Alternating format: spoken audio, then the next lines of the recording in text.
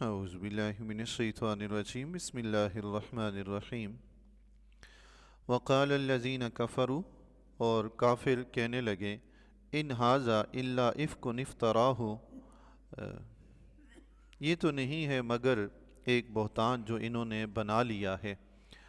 کفار مکہ قرآن کریم کے بارے میں کہنے لگے، حضور علیہ الصلوۃ والسلام انہیں قرآن کی آیتیں سناتے تو کفار مکہ کہتے ہیں کہ یہ جو ان کا اپنا گھڑا ہوا کلام ہے، رب کا نازل کیا ہوا نہیں ہے۔ وَعَانَهُ عَلَيْهِ قَوْمٌ آخَرُونَ، اور اس پر اور لوگوں نے انہیں مدد دی ہے، دوسری قوم کے کچھ لوگ ہیں انہوں نے ان کی مدد کی ہے، ان کی مدد سے انہوں نے یہ کلام تیار کر کے گھڑ لیا ہے۔ وہ دوسری قوم کے لوگ کون تھے؟ یہود و نصارہ تھے اہل کتاب، ان میں بھی کچھ غلام تھے قریش مکہ کے آزاد کیے ہوئے، جبر تھا، یسار اور اداس، ان کے بارے میں یہ کہتے تھے کہ حضور علیہ الصلوۃ والسلام نے ان سے تورات اور انجیل کی باتیں سن کر، ان سے پرانے قصے سن کر وہ خود سے گھڑ کر اس کو عربی زبان میں ڈھال کر اور خود سے قرآن لکھ ڈالا ہے۔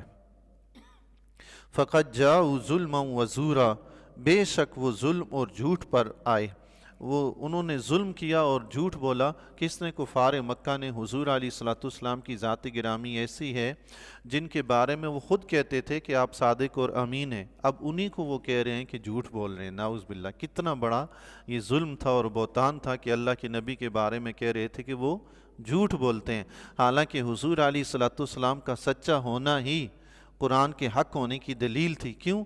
کہ حضور علیہ الصلوۃ والسلام نے کہا کہ یہ بات ایسی ہے تو وہ مانی جاتی تھی کیونکہ حضور سچ بولتے تھے۔ حضور نے فرمایا یہ معاملہ ایسے ہے، لوگ مانتے تھے کہ حضور ہمیشہ سچ بولتے ہیں۔ تو اب جب حضور نے فرمایا قرآن اللہ کا کلام ہے تو اب بھی ان کو ماننا چاہیے تھا کہ حضور تو ہمیشہ سچ بولتے ہیں، ہمارے بارے میں، ہمارے معاملات میں ہمیشہ آپ نے سچ بولا ہے تو رب کے معاملے میں جھوٹ کیسے بولیں گے؟ یہ بھی سچ ہے، لیکن بجائے سچا کہنے کے، نعوذ باللہ، حضور کو انہوں نے جھوٹا کہنا شروع کر دیا۔ رب نے فرمایا ظلم و زورا، یہ بہت بڑا ظلم ہے کہ اللہ کے نبی کو تم کو ہو کہ انہوں نے اپنے آپ سے گڑھ لیا ہے۔ وقالو، اور بولے، اساطیر الاولین، یہ پہلوں کے قصے کہانیاں ہیں، گزشتہ زمانے کی جو قومیں تھی، لوگ تھے، ان کی قصے کہانیاں، اسفندیار کے اور رستم پہلوان وغیرہ کے، ان کے یہ قصے کہانیاں جو ہمیں سناتے ہیں۔ اکتتبہا، جو انہوں نے لکھ لی ہیں، فَهِيَ تُمْلَى عَلَيْهِ بُكْرَةً وَأَصِيلًا، تو وہ ان پر صبح و شام پڑھی جاتی ہیں۔ یہ انہوں نے حضور علیہ الصلوۃ والسلام بظاہر لکھنا پڑھنا، کتاب سے پڑھنا نہیں جانتے تھے، یہ حضور علیہ الصلوۃ والسلام کا معجزہ تھا۔ ایک بات یاد رکھیے، قلم سے لکھنا سیکھنا، مجھے اس کی ضرورت ہے، میں محتاج ہوں کہ لکھوں گا، سیکھوں گا نہیں، میرا قلم لکھے گا نہیں، میں کتاب کو پڑھنا سیکھوں گا نہیں، میں پڑھ نہیں سکوں گا۔ اللہ کے نبی اس کے محتاج نہیں ہے۔ حضور علیہ الصلوۃ والسلام کتاب کو حکم دیں تو کتاب بولے، حضور علیہ الصلوۃ والسلام قلم کو حکم دیں تو قلم لکھے۔ انہوں نے لکھنا پڑھنا سیکھا ہی نہیں، ان کو ضرورت ہی نہیں ہے۔ اللہ اکبر، معجزہ ہے اللہ کے نبی کا، حضور جس بات کا حکم دیتے وہ ہو کر رہتا۔ جب حضور علیہ الصلوۃ والسلام درخت کی ٹہنی کو حکم دیتے ہیں، وہ درخت سے کٹ کر آپ کے دامن میں آتی ہے، تو قلم کو حکم دیں تو اس کا لکھنا کون سا مشکل ہے؟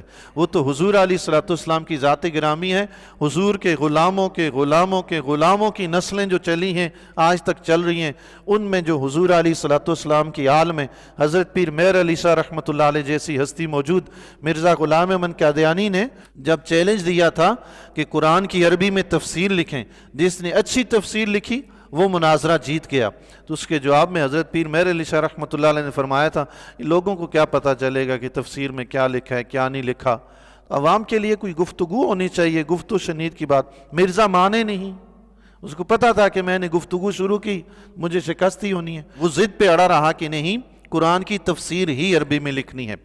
آپ نے اس کے چیلنج کو قبول کیا، حضرت پیر مہر علی شاہ رحمۃ اللہ علیہ نے فرمایا ٹھیک ہے تفسیر ہی لکھیں گے عربی میں، تو ساتھ ہی آپ نے یہ بھی فرمایا تھا کہ اللہ کے نبی کے ایسے غلام اب بھی موجود ہیں کہ اگر وہ قلم پہ توجہ ڈالیں تو قلم پورے قرآن کی تفسیر لکھ ڈالے۔ سبحان اللہ، اس سے اشارہ کس کی طرف تھا؟ ان کی اپنی طرف تھا، اور کون تھا اس وقت کہ قلم پہ توجہ ڈالیں، وہ ساری تفسیر لکھ ڈالیں۔ مرزا صاحب کہہ رہے ہیں تفسیری مقابلہ کریں، یہ کون سا مقابلہ ہے؟ جب اللہ کے نبی کے 1400 سال کے بعد کوئی غلام ایسا کام کر سکتا ہے تو اللہ کے نبی حکم دیتے قلم لکھ، تو قلم نہ لکھتا، اس کی ضرورت تھی کیا؟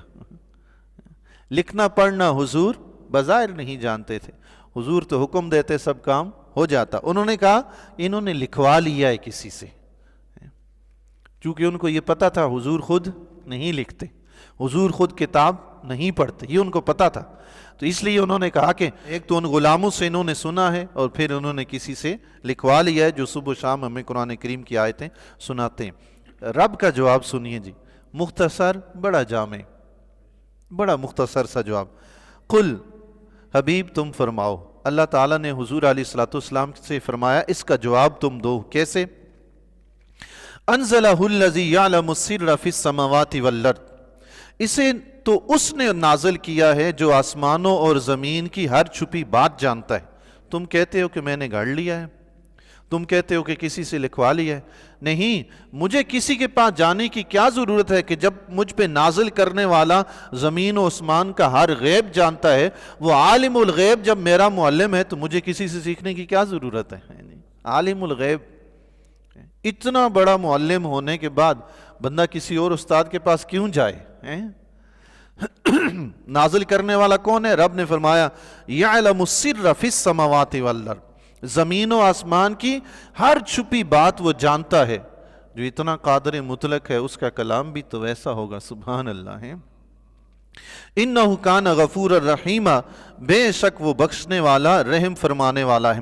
اس کے ساتھ ان کو یہ بھی تنبیہ کر دی گئی، حضور علیہ الصلوۃ والسلام نے، اللہ تعالیٰ نے فرمایا حضور سے کہ آپ کہہ دیں کہ یہ عالم الغیب خدا نے نازل فرمایا ہے جو زمین و آسمان کی چھپی باتیں جانتا ہے۔ تو ساتھ ہی ان کو یہ بھی چیلنج کر دیا گیا، اگر حضور نے کسی سے سیکھ کے لکھا ہے تو تم بھی سیکھ کے لکھ ڈالو نا۔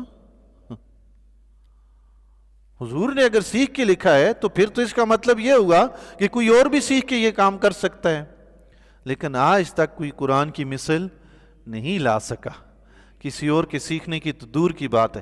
پھر دوسری بات یہ کہ اگر یہ قرآن گزشتہ کتابوں کی باتیں سن کر بنایا گیا ہوتا تو یہ قرآن گزشتہ کتابوں کا ان کو منسوخ ہی نہ کرتا، ان کے بارے میں یہ کہتا نہیں کہ وہ منسوخ ہے اب یہ چلے گی۔ قرآن کریم یہ ان کے بارے میں بتاتا ہی نہیں کہ ان کتابوں میں تعریف کی گئی ہے، قرآن تو ان کی تعریفیں بیان کرتا، ان کو قبول کرتا کہ وہ سب ٹھیک ہے، نہیں، قرآن نے ان کے احکام کو بدل ڈالا، قرآن میں جو چیزیں بیان ہوئی ان سے زیادہ تفصیل کے ساتھ بیان ہوئی۔ تو اس کا مطلب ہے قرآن کا تو ان کتابوں سے کوئی میچ ہی نہیں ہے، مقابلہ ہی نہیں ہے۔ تو رب نے کتنا مختصر سا جواب ارشاد فرمایا کہ ابھی فرما دیں یہ رب نے عالم الغیب نے نازل فرمایا ہے۔ پھر سوچنے کے لیے بہت سے معنی مفہوم ہیں۔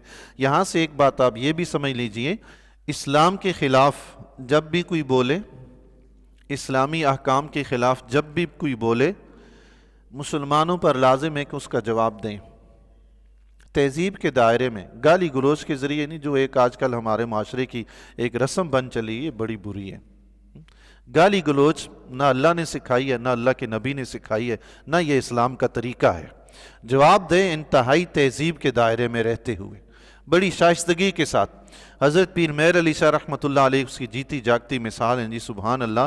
مرزا غلام احمد قادیانی اشتہار لکھتا تھا، آپ کو خط لکھتا تھا تو گالی گلوچ لکھتا تھا، لیکن جواب میں حضرت پیر مہر علی شاہ رحمۃ اللہ علیہ پتہ کیا فرماتے تھے؟ مرزا صاحب، اللہ اکبر۔ حالانکہ وہ جانتے بھی ہیں کہ مرتد ہے، اعلان نبوت کر چکا ہے، مگر پھر بھی آپ کوئی جواب دیتے تو آپ لکھتے تھے مرزا صاحب۔ ایک دفعہ مرزا غلام احمد قادیانی نے لکھا کہ مہر علی شاہ جو لکھتا ہے اور جو منہ سے بولتا ہے سب بکتا ہے، بکواس کرتا ہے، نعوذ باللہ من ذالک، اس طرح کے الفاظ اس نے استعمال کیے۔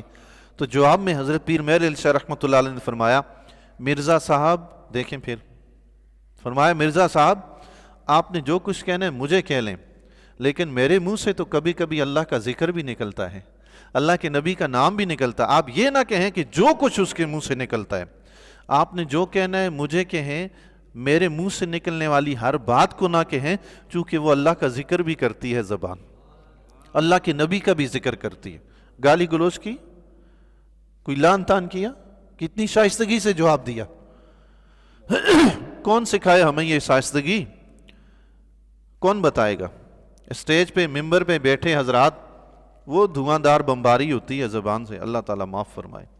عوام کیا سیکھے گی اس سے؟ عوام اس صورتحال پہ اتر آئی ہے، علماء کے سامنے کھڑے ہو جاتے ہیں، بدتمیزی پہ اتر آتے ہیں۔ اللہ تعالیٰ معاف فرمائے تم۔ کتنی مثالیں پیش کروں جی اس معاشرے کی۔ اللہ تعالیٰ ہمیں سیدھے راستے پہ چلنے کی توفیق عطا فرمائے۔ رب کریم نے آیت کے آخر میں فرمایا انہ کان غفور الرحیم، بے شک وہ غفور الرحیم ہے، بخشنے والا ہے، رحم فرمانے والا ہے۔ اے کفار مکہ، تم میرے نبی کے ساتھ جو کچھ کر رہے ہو، ان پہ بہتان تراشیاں کر رہے ہو، الزام لگا رہے ہو، پھر بھی رب تمہیں پوچھتا نہیں ہے اس کی وجہ کیا ہے؟ وہ بڑا غفور الرحیم ہے، وہ تمہیں مہلت دے رہا ہے کہ تم سنبھل جاؤ، تم توبہ کرو۔ غفور الرحیم کہنے کا کیا مطلب ہے؟ کہ توبہ کر کے نبی کے دامن میں آ جاؤ، تمہیں معاف کر دیں گے۔ اللہ اکبر۔ اس کے باوجود بھی ان کو بتایا جا رہا ہے کہ رب غفور الرحیم ہے، چھوڑو یہ فتنے فساد، اللہ کے حبیب کے دامن میں آ جاؤ۔ تو جواب دینا جو ہے ضروری ہے۔ اس سے ایک حدیث مبارکہ سماعت فرما لیجئے۔ حضور علیہ الصلوۃ والسلام کے ارشاد گرامی کا مفہوم ہے، علامہ اسماعیل حقی رحمۃ اللہ علیہ نے تفسیر روح البیان میں نقل فرمائی ہے۔ آپ علیہ الصلوۃ والسلام نے فرمایا، جو گمراہ بددین شخص کو ڈانٹ ڈپٹ کرے، اللہ تعالیٰ یعنی اس نے کوئی دین کے خلاف بات کی ہے، اس دین کے خلاف بات کے جواب میں اس کو ڈانٹے، خواہ مخواہ راہ چلتے نہیں کہ اس کو ڈانٹتا پھرے، ایسی بات نہیں ہے۔ جب اس نے کوئی بات کی ہو تو اس پہ اس کو ڈانٹے، اس پہ زجر و توبیخ کرے۔ فرمایا جو کسی گمراہ بددین کو ڈانٹ ڈپٹ کرے، زجر و توبیخ کرے، اللہ تعالیٰ اس کے دل کو امن و ایمان سے بھر دیتا ہے۔ سبحان اللہ۔ اور جو شخص ایسے گمراہ بددین کو ذلیل و خوار کرے، وہی اسلامی مطلب وہ اسلام کے خلاف کوئی بات کر رہا ہے، اسلام کے خلاف الٹی سیدھی حرکتیں کر رہا ہے، اس کے جواب میں اس کو ذلیل و خوار کرے، تو فرمایا اللہ تعالیٰ قیامت کے دن، بڑی گھبراہٹ کے دن اس کو امان عطا فرمائے گا۔ سبحان اللہ۔